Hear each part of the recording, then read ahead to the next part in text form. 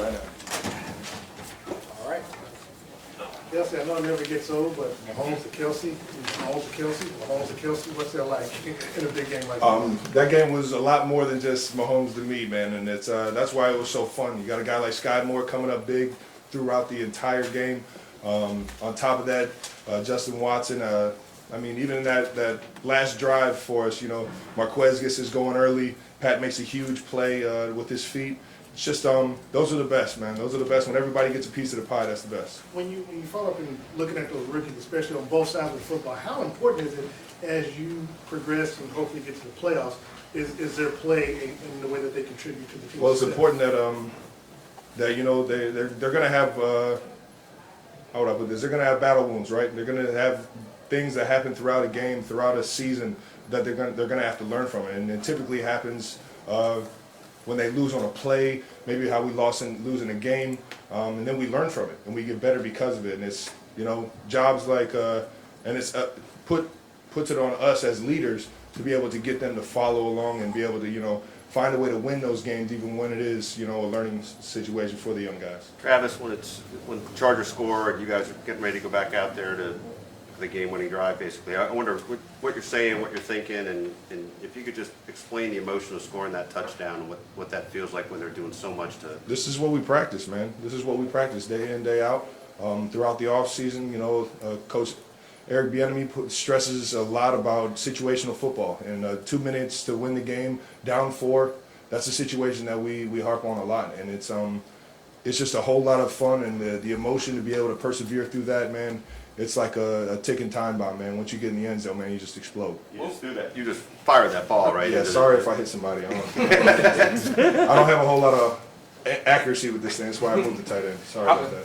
How much, Travis, was the Chargers coverage changing throughout the game, and how much did you notice to get you ready to go? I mean, they played a lot of man coverage, and Derwin James probably got the better of me throughout the entire game. But I was fortunate that Pat and Coach Reed kept coming to me, kept dialing me up in situations, and I was able to finish the game off on a positive note. But that's a great defense, man, and it's just definitely a great secondary, and hats off to them for sure. Hey, Travis, you've been a great tight end for a long time. I But appreciate with all it. the experience that you have, what's even better about your game now than say last year before? Man, I would say I was kind of talking about I'm an older dog, man.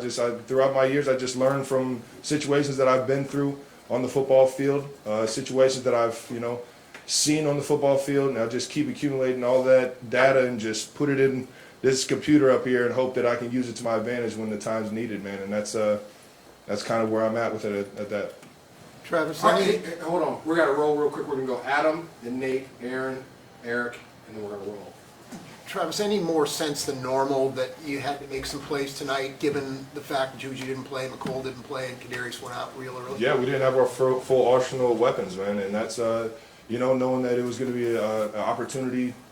I personally was ready for the matchup. I knew they were going to play a lot of man-to-man coverage, and I knew that, you know, Pat was going to be looking for me when it was one-on-one coverage. So it was a lot of, you know, understanding what they were trying to do to stop us, and then on top of that, just going out there and trying to be a better football team. Nate, Does it feel any different winning the game this year versus what you did last year against the Chargers? This one feels damn good, I know that. Honestly, I put the other one in the back pocket already. Eric. Pat mentioned he feels like your competitive nature is your best attribute over any of the physical traits or whatever. I know you're a professional athlete, everybody's competitive, but where does that competitive fire come from as you enter, you know, year 10?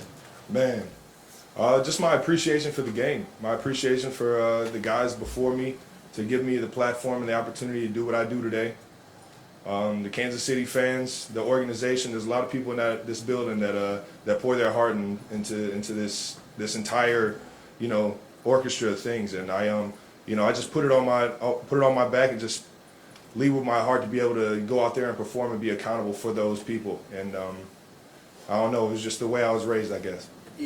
Travis, how much do you look forward to the matchups with Durr? I know you're going to face him twice a year, and then what happened on the last play there where you were able to shake loose? Yeah, like I said, man, he's one of the best, if not the best in the league. He got the better of me for the majority of the game, and it's one of those things where you hope to get the right things dialed up at the right moments. And sure enough, at the end of the game, I knew he was kind of sitting on my outside shoulder on a lot of the stuff. So anything vertical and anything outside, he was locking me up pretty good. And Coach Reed saw that and called a play where I could just get across field and try and beat him with my legs. He's old 33 legs, man. But it was, like I said, man, I was just fortunate that Coach Reed and Pat never lost faith in me and my abilities to get open against a great cover guy like that. Last one, quickly. Grab your name is continue to be etched in stone. Past Rob Gronkowski for the most 100-yard touchdown or 100-yard games in NFL history, man. What is that feeling like for you? Got a whole lot of respect for Rob, man. Just to be in that conversation is pretty damn cool, man. Shout out to the 87s out there, baby. Let's see if we can get a few more. Have a good one, guys.